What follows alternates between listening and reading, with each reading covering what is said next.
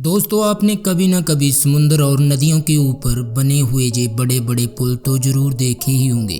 और देखते ही आप सब ये जरूर सोचते होंगे कि कैसे इतने लंबे लंबे और ऊंचे ऊंचे पुल पानी के बीच खड़े रहते हैं। पानी के बीच बने ये पुल आपका ध्यान पक्का खींचते होंगे।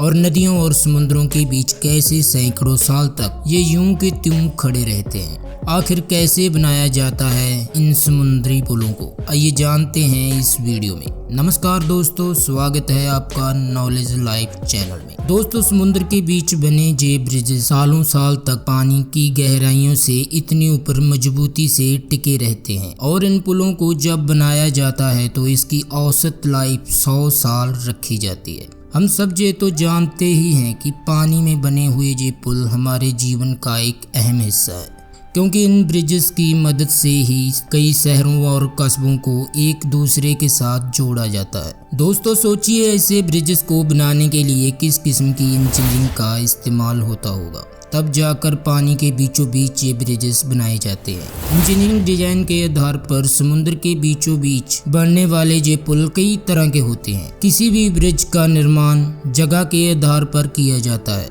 समुद्र में कोई भी पुल बनाने से पहले समुद्र के नीचे की जमीन की जांच की जाती है। और समुद्र में ज्यादातर पुल वहां बनाए जाते हैं जिस जगह पर समुद्र की गहराई कम होती है। और ये पुल तभी बनाए जाते हैं अगर समुद्र के नीचे जमीन सख्त हो। इंजीनियर जमीन के हिसाब से ही तय करते हैं कि जहाँ पर किस तरह का ब्रिज बनाया जाएगा। दोस्तों, ज़्यादातर 3 तरह के ब्रिज ही समुद्र में बनाए जाते हैं, जैसे बीम ब्रिज, सस्पेंशन ब्रिज और आर्च ब्रिज। ये कुछ टाइप्स हैं समुद्र में बढ़ने वाले पुल की। ये पुल तब तक अपना भार सहन कर सकते हैं जब तक उन पर पड़ने वाला वजन डायरेक्ट या इनडायरेक्ट तरीके से जमीन में ट्रांसफर होता रहे। इन ब्रिजेस पर लाखों टन का भार होता है और उसके बावजूद भी ये पुल मजबूती से खड़े रहते हैं, क्योंकि इन ब्रिजेस का पूरा वजन समुद्र के बीच बने खंभों पर होता हुआ जमीन में चला जाता है। दोस्तों, किसी भी ब्रिज को बनाने से पहले ये अनुमान लगाया जाता है कि ब्रिज की लंबाई कितनी होगी, उनको बनाने में कितना लोहा, कितना स्टील और कितना कंक्रीट इस्तेमाल होगा। और उसके बाद सबसे बड़ी चुनौती होती है पुल की नींव, क्योंकि समुद्र की गहराई जितनी ज़्यादा होगी ब्रिज बनाना उतना ही मुश्किल होता है। और इन पुलों की नींव मजबूत होना ज़्यादा ज़रूरी होता है। इन्हीं नींव पर बड़े बड़े पिलर्स बनाए जाते हैं, जिसके दम पर ही ब्रिज स्थिर खड़ा रहता है। ब्रिज बनाने से पहले समुद्र के बीच ठोस जगह की तलाश की जाती है और वहां पर मशीनों के साथ समुद्र के नीचे बड़े बड़े खड्डे किए जाते हैं। इन खड्डों की गहराई काफ़ी ज़्यादा होती है और उसके बाद इन खड्डों में कॉफर डैम डाले जाते हैं। पिलर्स बनाने के तरीकों के हिसाब से कॉफर डैम का स्ट्रक्चर तैयार किया जाता है। कॉफर डैम का स्ट्रक्चर इंजीनियर द्वारा तैयार किया जाता है। कॉफर डैम जब पूरी तरह तैयार हो जाते हैं तो उन्हें खड्डों में सीधा डाल दिया जाता है। और जब कॉफर डैम खड्डों में पूरी तरह फिट हो जाते हैं तो पंप और मोटर की मदद से कॉफर डैम में से पूरा पानी बाहर निकाल दिया जाता है। और अब वहाँ पर एक सूखी और खाली जगह बन जाती है और अब इस जगह पर कंस्ट्रक्शन का काम शुरू कर दिया जाता है। कॉफर डैम में कंक्रीट डाला जाता है, स्टील के बीम डाले जाते हैं और इसी तरह समुद्र के नीचे नींव तैयार हो जाती है, जिस पर बड़े बड़े पिलर्स को खड़ा किया जाता है। हालांकि कई बार इस तरह काम नहीं होता। अगर किसी जगह पर समुद्र की गहराई ज़्यादा हो तो वहाँ पर कॉफर डैम डालकर काम नहीं कर सकते।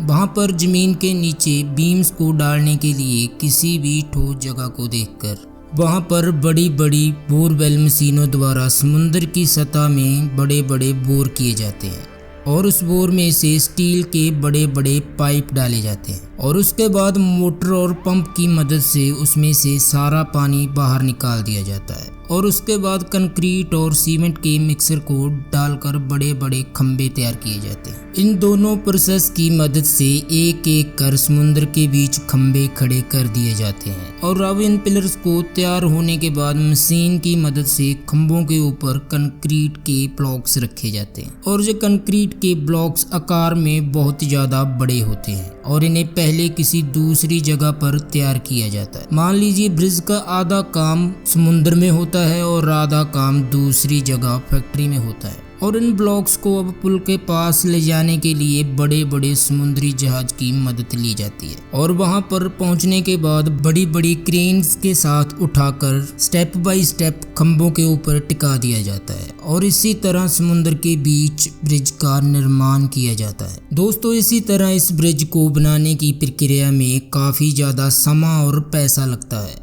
इन खतरनाक काम को पूरा करने के लिए अनुभवी वर्कर को ही रखा जाता है, क्योंकि छोटी सी गलती भी पूरे ब्रिज को खतरे में डाल सकती है। इन ब्रिजेस को बनाने के बाद इनके रखरखाव के लिए अलग अलग टेक्नोलॉजी का इस्तेमाल किया जाता है। इन ब्रिजेस की टेस्टिंग के लिए मैग्नेटोमीटर और पायरोमीटर का इस्तेमाल किया जाता है और समय समय पर इन ब्रिजेस में आने वाले क्रैक्स को ठीक किया जाता है ताकि ब्रिज को गिरने से बचाया जा सके। पूरा टाइम ब्रिज में ये काम चलता ही रहता है, क्योंकि ब्रिज समुद्र और नदियों में मौजूद होते हैं ताकि कोई जान माल का नुकसान ना हो सके। दोस्तों, इसी तरह दुनिया भर में समुद्रों के बीच बड़े बड़े ब्रिज बनाए जाते हैं और आज के समय दुनिया का सबसे लंबा पुल चीन में तैयार किया गया है, जिसका नाम किंगडाओ हाईवान ब्रिज, और इस पुल की लंबाई 42.5 किलोमीटर है। और अगर हम भारत के सबसे लंबे पुल की बात करें तो उसका नाम है ढोला सादिया पुल, जो असम में है। ये पुल करीब 9.5 किलोमीटर लंबा है और इसके बाद भारत के मुंबई शहर में स्थित बांद्रा बर्लिन सीलिंग पुल,